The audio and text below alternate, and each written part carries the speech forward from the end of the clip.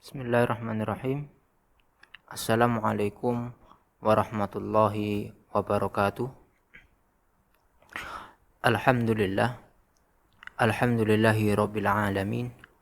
Wa bihi nasta'in wa ala umuri dunya waddin. Wassalatu wassalamu ala asyrafil anbiya wal mursalin wa ala alihi wa ashabihi wa man tabi'ahum bi ihsanin ila yaumiddin. Amma ba'du. Allahumma la sahla illa ma ja'altahu sahla wa anta taj'alul hasna idza syi'ta sahla. Allahumma inna nas'aluka ilman nafi'an wa rizqan tayyiban wa amalan mutaqabbalan. Rabbi shrah li sadri wa yassir li amri wahlul 'uqdatam min lisani yafqahu qawli. Alhamdulillah, para pemirsa dimanapun Anda berada, semoga senantiasa berada dalam lindungan Allah Subhanahu wa taala dan juga dalam naungan rahmat serta ampunannya. Kita bersyukur pada siang hari ini kita masih bisa bertemu kembali, bertatap muka dalam rangka mengkaji bersama salah satu syariat Allah Subhanahu wa taala yang Allah turunkan kepada kita. Perlu kita ketahui bahwasanya segala perintah Allah Subhanahu wa taala itu mengandung maslahat, mengandung manfaat bagi hambanya. Baik maslahat tersebut, manfaat tersebut kita ketahui atau Allah Subhanahu wa taala memberitahukan langsung kepada kita, atau syariat tersebut tidak kita ketahui tujuannya apa atau hikmahnya apa.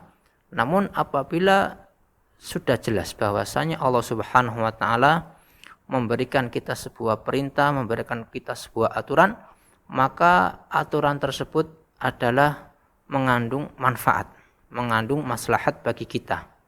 Entah nanti manfaat tersebut kita rasakan langsung di dunia, ataupun nanti kita bisa merasakannya di akhirat kelak. Salah satu syariat Allah Subhanahu wa taala yang kita pelajari yaitu syariat nikah.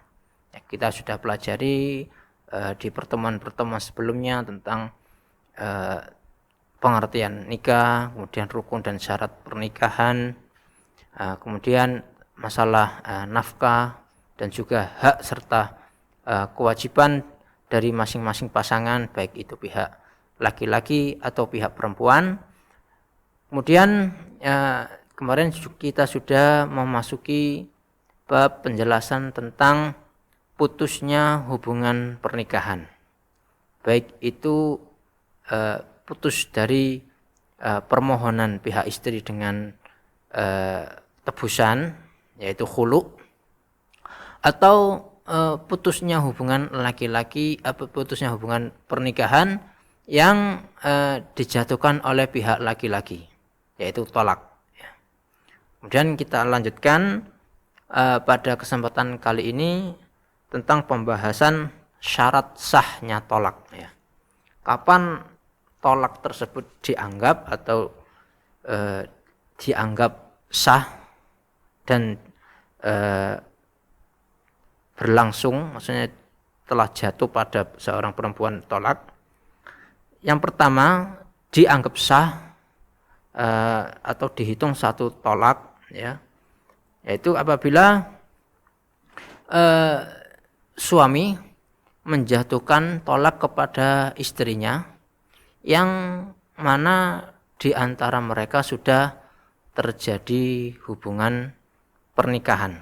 Maksudnya sudah terjadi akad pernikahan.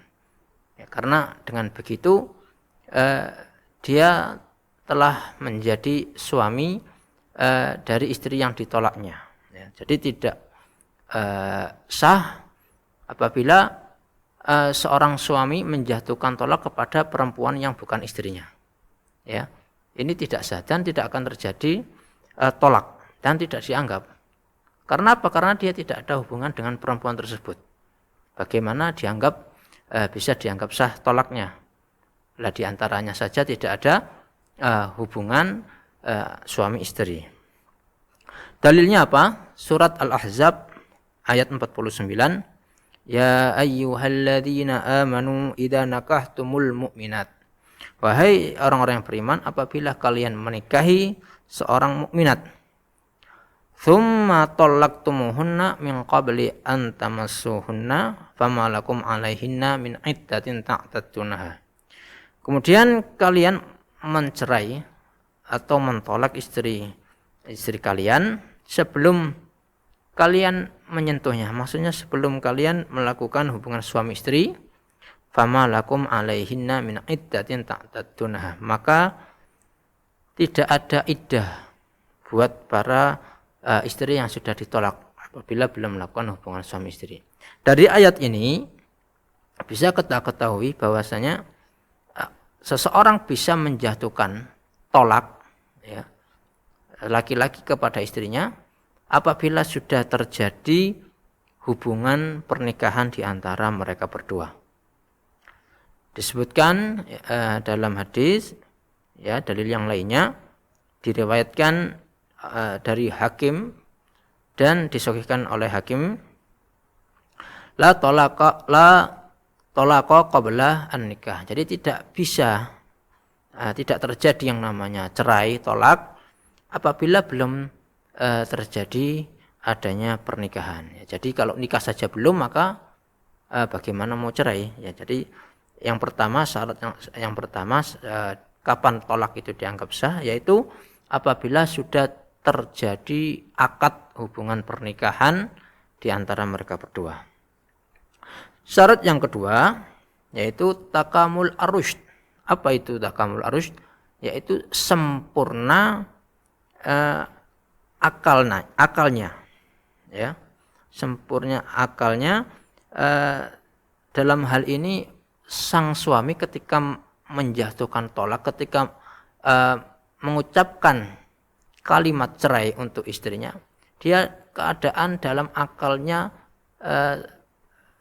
tidak bermasalah, tidak sedang pikun, tidak sedang sakit, ya, atau nanti akan kita bahas tidak sedang mabuk.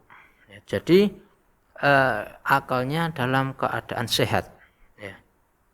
Dalilnya apa? Hadis Rasulullah SAW bersabda, rufi al-qalam an thalat, bahwasanya diangkat pena, maksudnya tidak ada pembebanan syariat kepada 3 orang, kepada 3 macam orang. Yang pertama, anin naimi hatta yastayqid, yaitu kepada orang-orang yang tidur sampai nanti dia bangun. Baru nanti ketika bangun dia semua perbuatannya nanti akan dipertanggungjawabkan.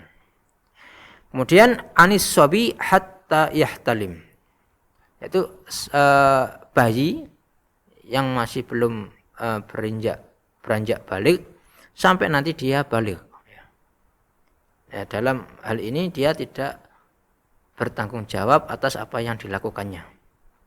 Kemudian yang ketiga, anil majnun hatta yaqil, yaitu orang yang tidak mendapat kewajiban syariat, yaitu orang yang gila, maksudnya tidak sadar, ya, akalnya tidak sehat.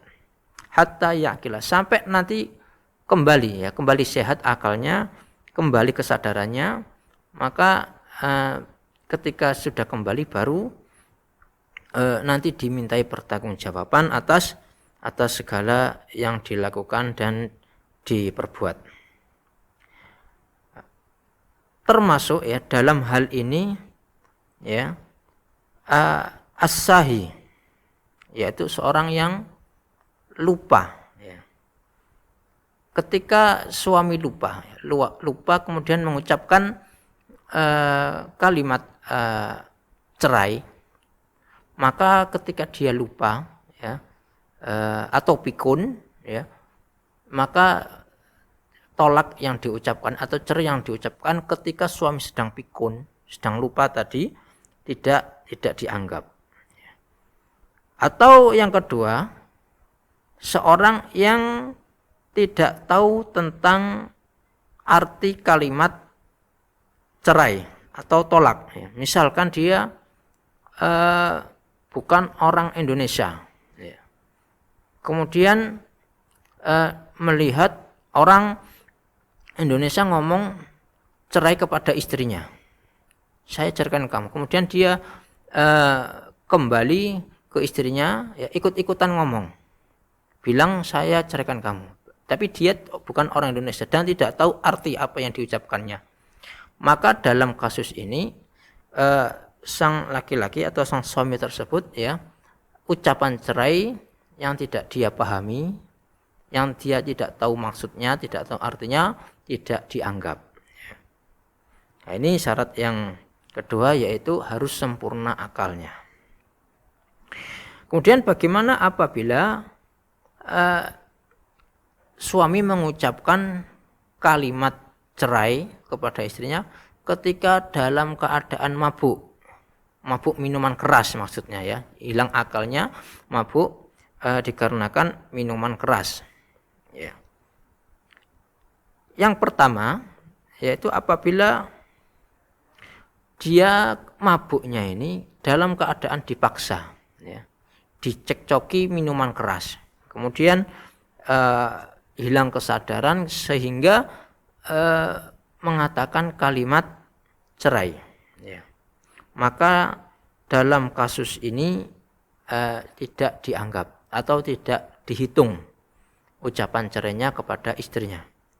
Atau dia meminum obat-obatan yang dia tidak tahu bahwasanya di situ ada mengandung minuman keras, sehingga hilang kesadaran. Kemudian ketika hilang kesadaran ini dia mengucapkan cerai kepada istrinya. Maka dalam kasus ini perkataannya, ya, ucapan cerai kepada istrinya tidak dihitung cerai, tidak dianggap atau tidak sah. Kemudian yang kedua yaitu tolak dari suami yang mabuk, ya, mabuk karena minuman keras. Ini sengaja mabuk, kebiasaan mabuk, ya, na'udzubillah min dzalik, suaminya ketika mabuk kemudian mengucapkan, menjatuhkan cerai kepada istrinya, ya. Ini yaqa'u talaqahu. Jadi tolaknya dianggap, ya, dianggap sah, ya, sebagai hukuman, ya, sebagai hukuman baginya akibat keberanian dia melanggar syariat Allah, yaitu melanggar larangan meminum minuman keras, ya. Jadi dianggap tolaknya atau cerainya sah. Kemudian yang kedua dalilnya karena ijma' as-sahabah, ya, konsensus para sahabat bahwasanya siapa saja yang sedang mabuk gara-gara minuman keras, ya, dan dalam keadaan tidak terpaksa, maka segala apa yang diucapkan atau diperbuat, maka dia harus bertanggung jawab, ya. Nanti dia harus bertanggung jawab atas apa saja yang dilakukannya, ya, meskipun nanti dia dalam keadaan mabuk tidak sadar. Kemudian syarat yang ketiga, kapan tolak tersebut dianggap sah, ya, yaitu takamul al-ikhtiyar. Jadi dia dalam keadaan tidak terikat, ya, bebas memilih, ya, dan tanpa paksaan. Ya, dalam keadaan ini nanti apabila dia menjatuhkan cerai atau tolak kepada istrinya, maka dianggap sah. Nah, berbeda dengan nanti apabila dipaksa, ya. Nah, dalam hal ini orang yang terpaksa itu ada dua macam, ya.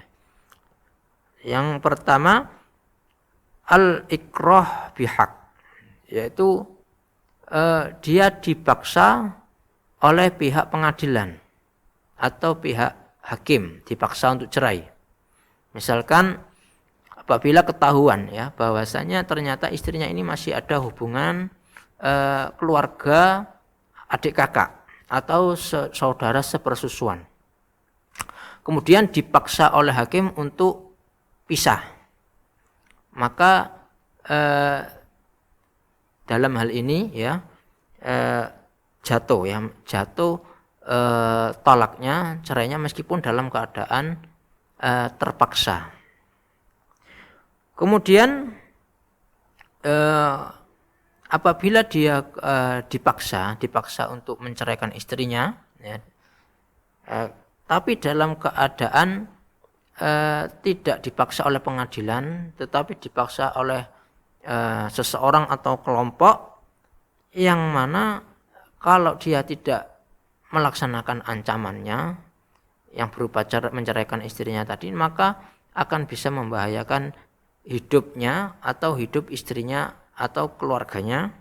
Nah, maka dalam hal ini ya meskipun dia sudah menjatuhkan cerai kepada istrinya, tapi kalau dalam keadaan makruh dipaksa ya maka tolaknya tidak dianggap ya.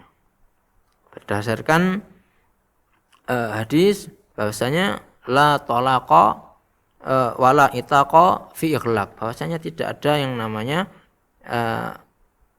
tolak, penceraian atau pembebasan budak dalam keadaan dipaksa, dalam keadaan dipaksa. Di atas yang lain disebutkan bahwasanya Rasulullah SAW bersabda, innallaha rafa'a an ummati al khata' wa nisyan wa mastukrihu ilaih, bahwasanya Allah Subhanahu wa taala mengangkat atau memaafkan dari umatku, yaitu umat Nabi Muhammad SAW, segala sesuatu yang dikerjakan al khata' karena salah, wan nisyan atau lupa, wa mastukrihu ilaih atau karena dipaksa. Ya, kemudian bagaimana tolaknya orang yang bercanda atau main-main ya. Main-main, suami sedang bercanda kepada istrinya, kemudian terlontar ucapan cerai ya. Ini meskipun bercanda ya, nanti akan dianggap sah tolaknya. Maksudnya dianggap jatuh tolak satu.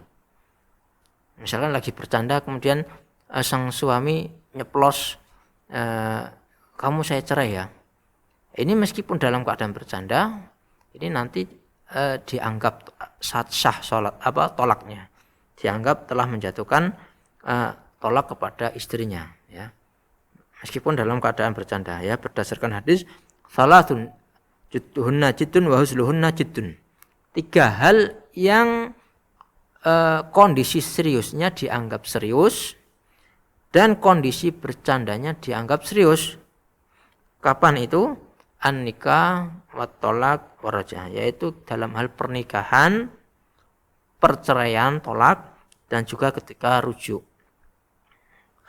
Nah, ini 3 hal ini ya, meskipun dalam keadaan bercanda nanti akan dianggap serius, dianggap sah ya. Begitu pula suami ketika mengancam istrinya ya. Mengancam istrinya ya, kalau kamu masih keluar atau ketemuan dengan si fulan, maka kamu akan saya tolak ya. Ya, ini nanti akan masuk ke penjelasan setelahnya, yaitu tentang taklik at-tolak, yaitu menggantungkan tolak atau perceraian dalam kondisi dan keadaan tertentu. Ya, baik, kita akan bahas yaitu tentang taklik at-tolak ya. Ketika suami ya mengucapkan ya, baik itu dalam keadaan mengancam istrinya atau memperingati istrinya atau hanya bercanda ya, sebagaimana tadi kita sebutkan, bercanda dengan istrinya dengan taklik at-tolak, yaitu menceraikan dengan menggantungkan terhadap suatu keadaan atau suatu kondisi. Misalkan ya, kalau kamu masih suka bertemu dengan si fulan, maka kamu saya tolak satu ya. Atau apabila nanti tahun ajaran baru, maka kamu saya tolak 1. Ya. Ini hukumnya bagaimana? Hukumnya apabila terjadi apa yang diancam, ya, apa yang diancam atau apa yang disyaratkan ketika dia ngomong, misalkan tadi diancam ya kalau masih bertemu dengan si fulan maka dia jatuh talak 1. Kemudian pihak istri beneran masih bertemu dengan si fulan, dalam kondisi ini tolaknya dianggap sah, ya, dianggap telah jatuh tolak 1. Ya, atau suami ngomong, ya, apabila datang tahun baru atau tahun ajaran baru maka kamu saya tolak. Maka dalam kasus seperti ini, ya, apabila sudah datang tahun baru, ya, atau apa yang dikatakan tadi oleh suaminya, disyaratkan oleh suaminya, maka tolaknya dianggap sah, dianggap jatuh tolak 1. Ya, dalilnya apa? Dalilnya hadis Rasulullah SAW, al-muslimuna ala syurutihim. Jadi seorang muslim itu sesuai dengan janji atau sesuai dengan apa yang disyaratkannya. Ini beberapa hal yang berkenaan dengan tolak, ya. Setelah ini ya, akan kita bahas tentang rujuk, ya, rujuk atau kembali. Suami ketika sudah menjatuhkan tolak, ya, apakah masih bisa kembali kepada istrinya? Apakah harus nikah dengan akad baru, dengan saksi yang baru, atau bagaimana? Ya baik, sebelumnya, ya, kita akan membahas pengertian rujuk dulu. Apa sih pengertian rujuk, ya? Jadi rujuk ini diambil dari kata bahasa Arab, ya. Diambil dari kata bahasa Arab, artinya kembali, ya.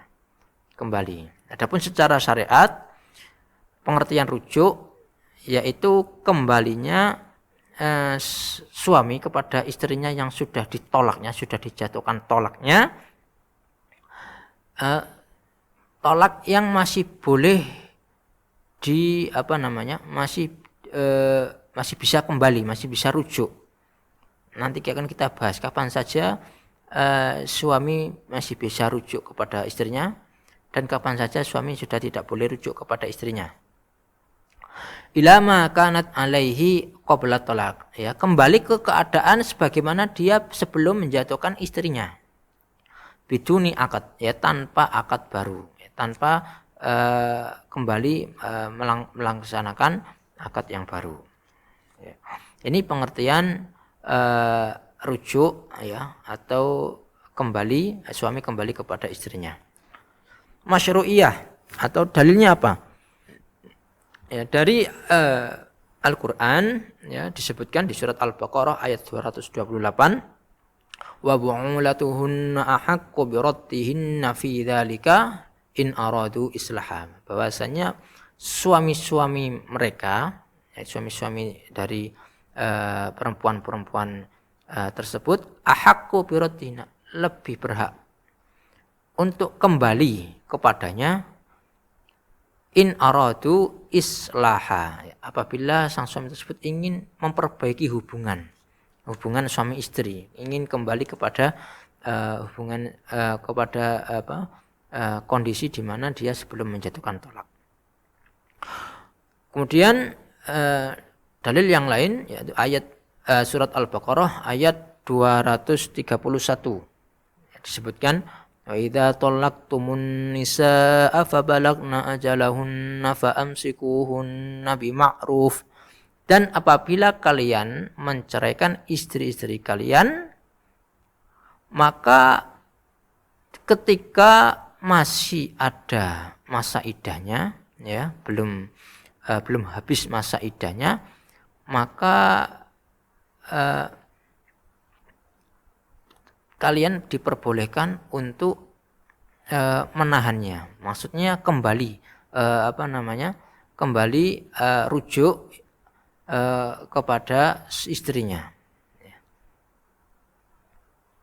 Kemudian dari hadis, ya, dari sunan disebutkan bahwasanya, ya, Nabi SAW bersabda, memerintahkan, ya, Ibnu Umar, ya, ketika dia menceraikan istrinya dalam keadaan haid, maka Rasulullah SAW memerintahkan Ibnu Umar untuk rujuk, untuk kembali kepada istrinya.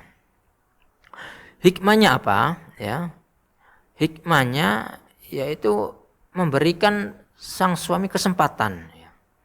Kesempatan, mungkin dia menyesal ya ketika menjatuhkan tolak kepada istrinya, kemudian ada penyesalan atau ada faktor-faktor yang ingin dia bertahan.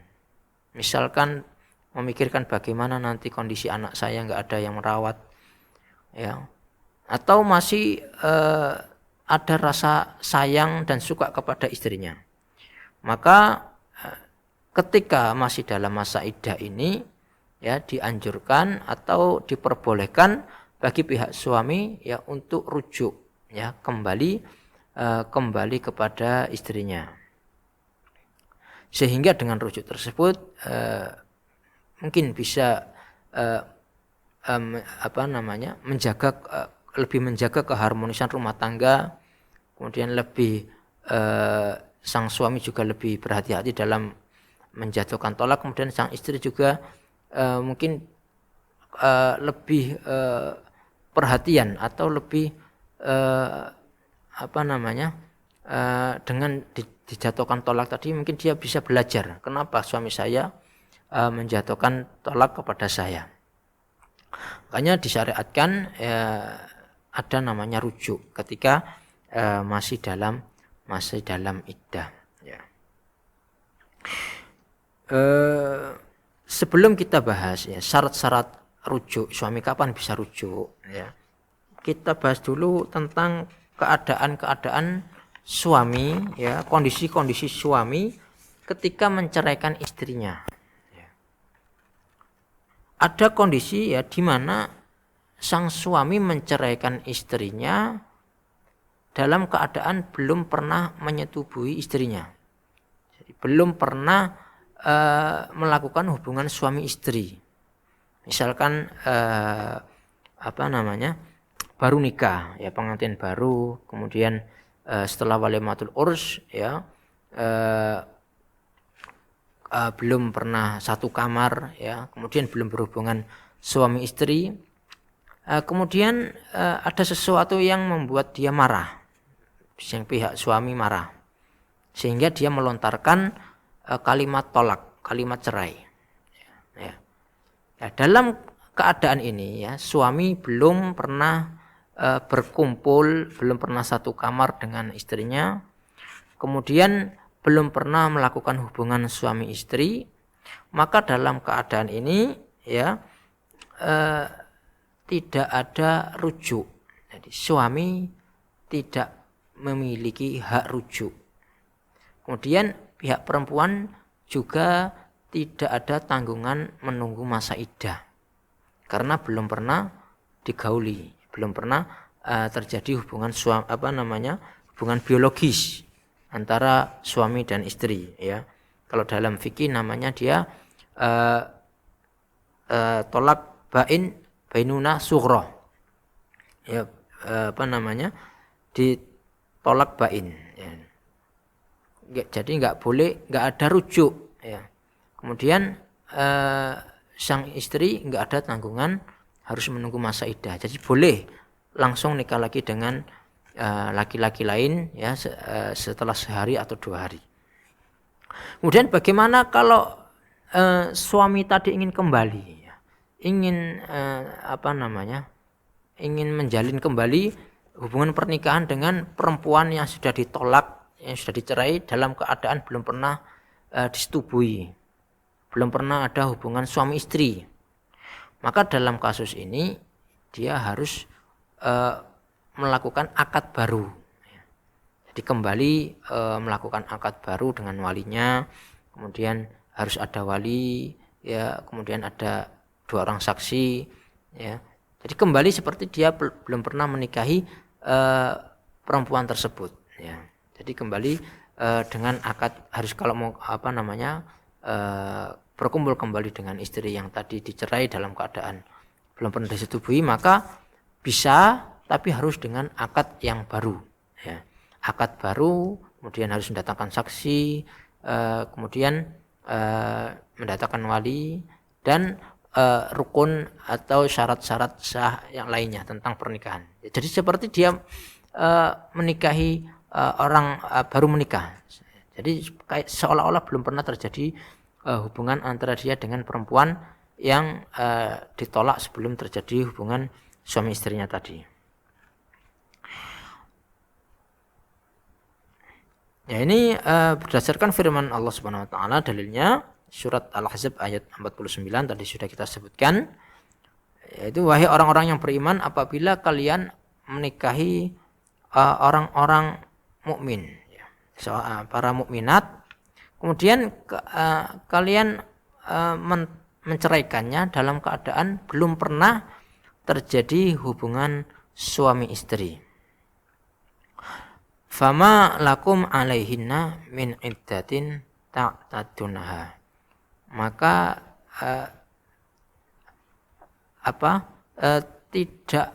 tidak perlu adanya iddah bagi perempuan tersebut, ya, apabila ingin nikah lagi. Ini apabila seorang laki-laki menceraikan istrinya yang belum pernah digaulinya, belum pernah terjadi hubungan suami istri. Nah, ini sepakat bahwasanya tidak ada rujuk.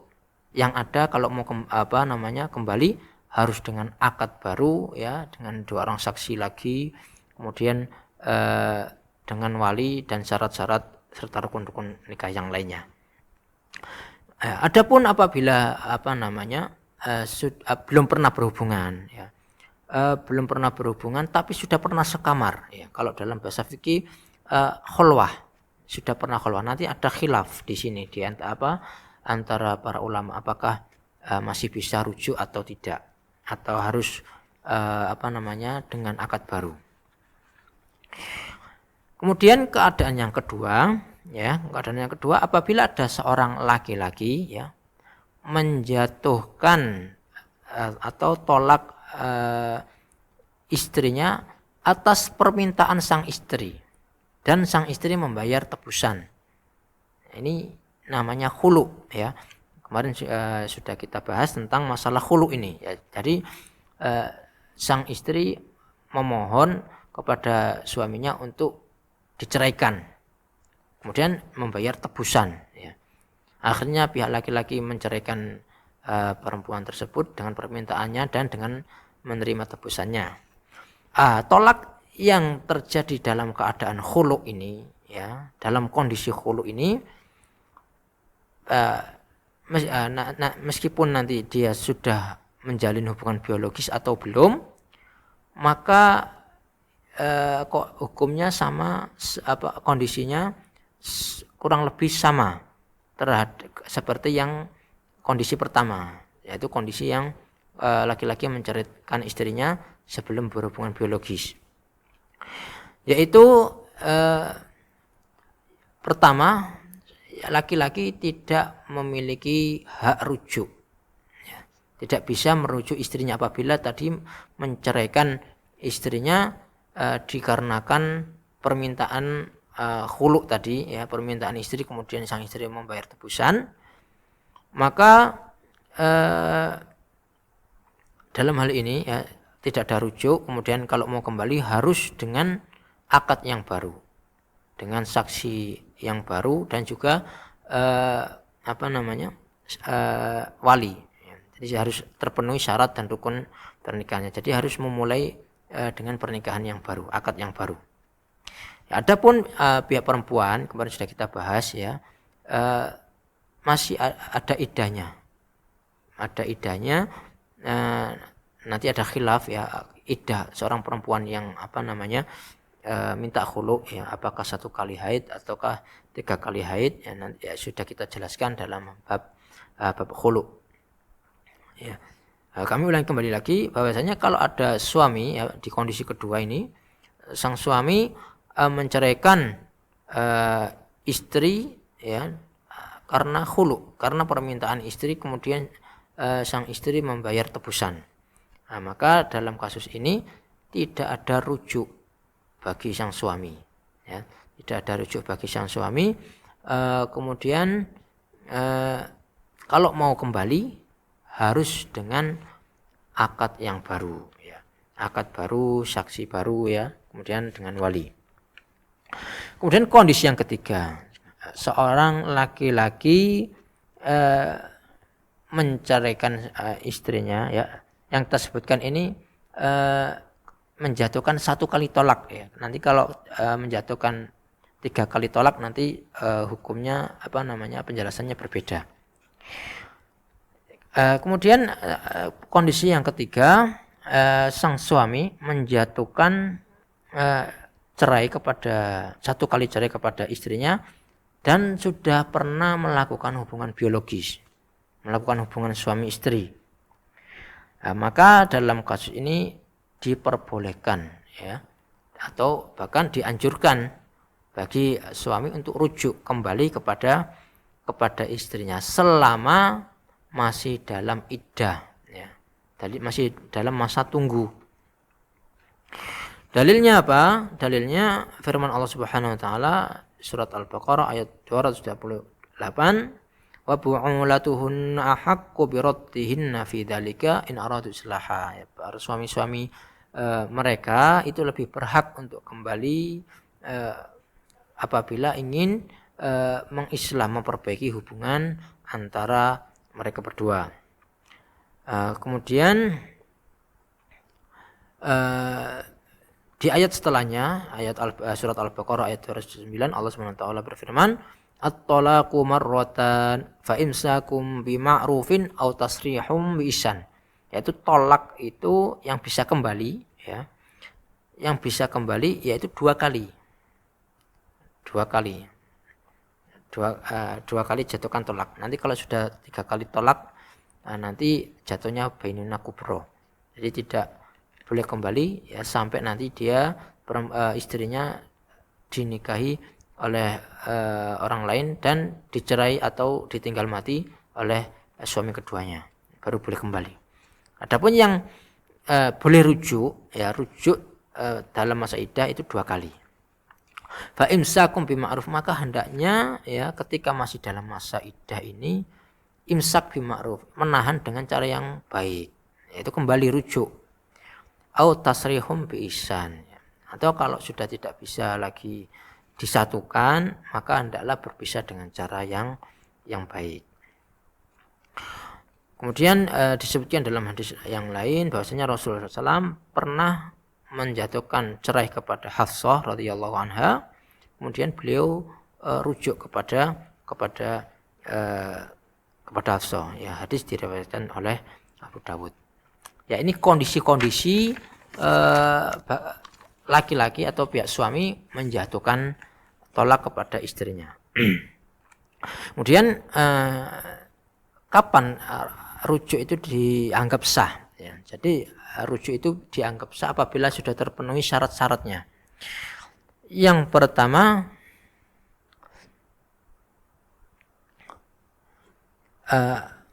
antakuna al-mutallaqah madkhulan biha, yaitu istrinya tadi sudah ada hubungan, sudah pernah terjadi hubungan biologis, ya. Karena tadi sudah kita sebutkan, ya, apabila belum pernah terjadi hubungan biologis, maka kalau mau kembali dengan istrinya nanti harus dengan akad yang baru. Ya, kemudian yang kedua, ayakuna at-talaq bi ghairi iwad, yaitu tanpa ada tebusan. Maksudnya di sini bukan tolak khulu, ya. Bukan tolak khulu. Karena nanti kalau karena khulu, karena permohonan istri dan sang istri memberikan tebusan, maka nanti sebagaimana kita sebutkan harus, kalau mau kembali harus dengan akad baru. Kemudian ayyakuna an-nikah sahihan fala raja'ata idza talaqa fi nikahin fasid. Harus nikah yang sah. Adapun kalau nikahnya enggak sah, misalkan nikah kepada saudari sendiri, ya, pernikahan masih ada hubungan kekerabatan, baik itu kakak adik sepersusuan atau hubungan mahram yang pernah kita sebutkan kapan mahram siapa saja yang tidak boleh dinikahi. Apabila terjadi demikian, maka nikahnya ini nikah fasid, enggak sah. Ya, nikahnya saja enggak sah, maka kalau mau rujuk juga enggak boleh. Kemudian antakuna ar-raj'ah fil iddah. Ya, boleh rujuk apabila masih dalam masa iddah, masa tunggu. Ya, masa tunggu ada yaitu tiga quru, thalatha quru. Nanti ada khilaf pengertian apa itu quru, nanti apakah 3 kali haid, apakah 3 kali suci, ya. Ini masa tunggunya. Ya, harus rujuk sebelum masa tunggunya ini selesai.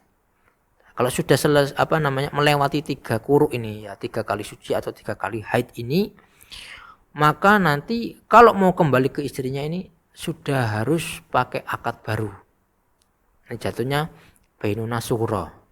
Ya, harus akad baru, kemudian saksi baru, kemudian harus pakai wali dan lain sebagainya. Ya. Jadi kalau mau rujuk tanpa akad baru, ya itu harus sebelum masa iddahnya habis. Ya, karena nanti kalau sudah habis, kalau mau kembali harus pakai akad yang baru, wali yang baru dan saksi yang baru dan wali. Ya, wali yang baru enggak ada. Kemudian antakuna ar-raj'ah munjazah fala tasihhu mu'allaqah. Jadi rujuknya ini harus pasti, enggak boleh menggantung. Maksudnya saya rujuk kamu apabila saya sudah gajian. Ini menggantung, ya. Ini enggak boleh. Jadi harus pasti, ya.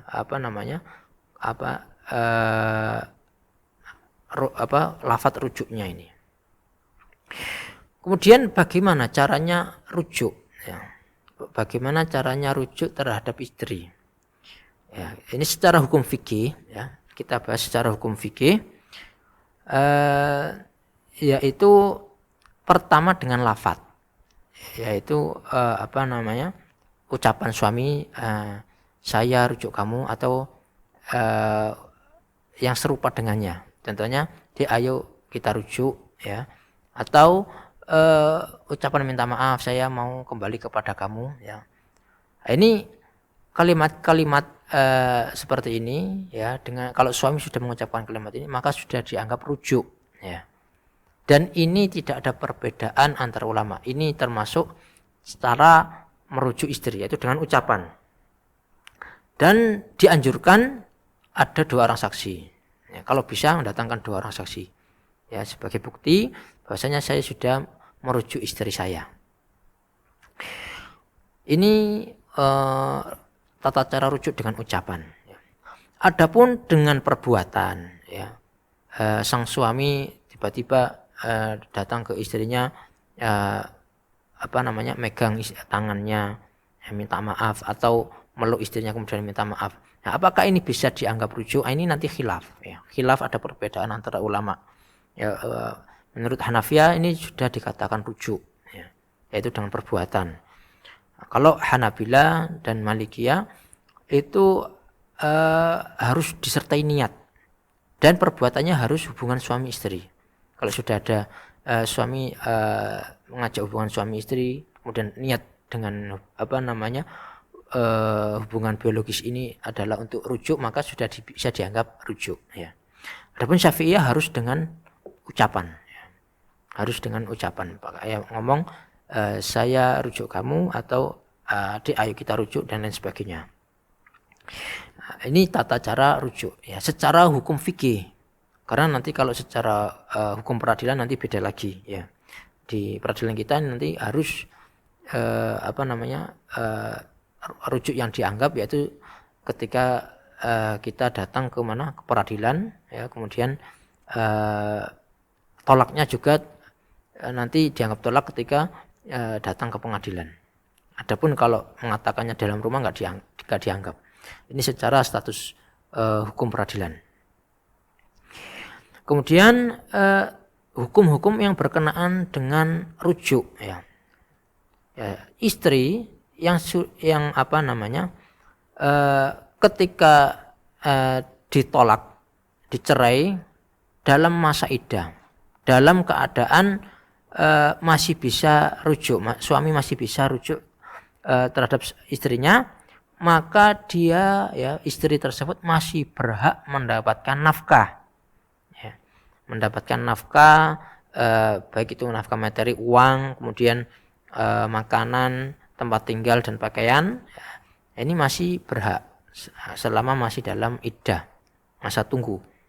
Kemudian masih diperbolehkan untuk tinggal di tempat tempat suaminya tinggal atau tempat di mana mereka berdua biasanya tinggal. Jadi masih boleh. Ya. Hikmahnya apa? Ya, karena apa? Biar nanti ada keinginan rujuk. Ya. Masih ketemuan kok mau cerai. Ya, kalau ketemuan terus kan nanti ada keinginan untuk rujuk kembali. Ya. Jadi masih boleh. Ya. Kemudian istri tersebut masih diperbolehkan untuk berdandan, berhias untuk suaminya, ya meskipun sudah menjatuhkan tolak, ya selama masih dalam keadaan iddah, istri tersebut masih boleh berhias untuk suaminya, masih boleh dandan untuk suaminya. Wa yarithu kullu minhuma sahibahu, dan masih bisa mewarisi apabila suaminya tadi meninggal, ya kemudian masih dalam masa iddah, ya meninggalnya masih dalam iddah, maka perempuan tersebut masih menjadi statusnya masih menjadi istrinya laki-laki tersebut dan masih berhak mendapatkan warisan. Kemudian la yashtaratu fi raj'a ridha al-mar'ah awaliyah. Jadi tidak disyaratkan ya rujuk ini yang masih dalam masa iddah ini ridha mar'ah. Jadi persetujuan pihak perempuan.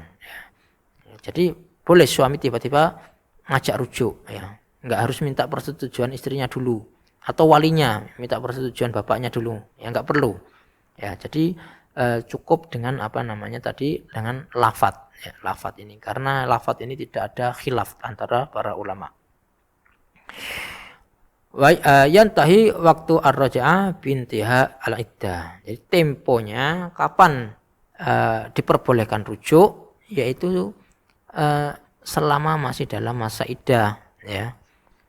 Kalau sudah sudah habis masa iddahnya, maka tidak boleh kembali, tidak ada rujuk kecuali dengan akad baru, ya dengan saksi yang baru, ya kemudian harus datangkan wali sebagaimana dia menikah dengannya pertama kali dulu.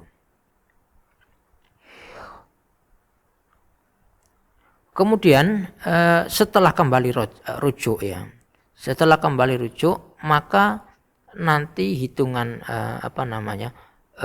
slot, istilahnya saya mengatakan slot untuk menjatuhkan tolak, ya itu berlaku. Jadi tidak ada pemutihan. Jadi kalau suami menceraikan istrinya, ya satu kali kemudian rujuk, maka dia masih punya satu kali lagi untuk bisa rujuk. Nanti kalau sudah 3 kali, nanti harus istri tersebut nggak bisa kembali kecuali dengan sudah dinikahi oleh orang lain, kemudian orang lain tersebut menceraikannya atau meninggal, ditinggal mati, ya. Nah ini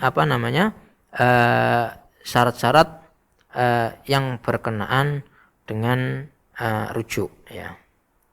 Nah, kemudian yang selanjutnya yaitu masalah-masalah putusnya hubungan pernikahan, ya karena beberapa hal, ya contohnya karena sumpah, yaitu ila, ya suami bersumpah untuk tidak menggauli istrinya, ya kemudian ada namanya dihar, ya kemudian ada namanya li'an. Ini nanti ada putusnya hubungan pernikahan karena sebab-sebab tertentu, yang mana insya Allah akan kita bahas di pertemuan yang lainnya, ya karena pembahasannya juga cukup panjang. Untuk pembahasan rujuk kita cukupkan sekian ya, kurang lebihnya mohon maaf ya, wallahu alam wa sallallahu ala nabiyyina Muhammad. Subhanaka Allahumma wa bihamdika asyhadu an la ilaha illa anta astaghfiruka wa atubu ilaik. Assalamualaikum warahmatullahi wabarakatuh.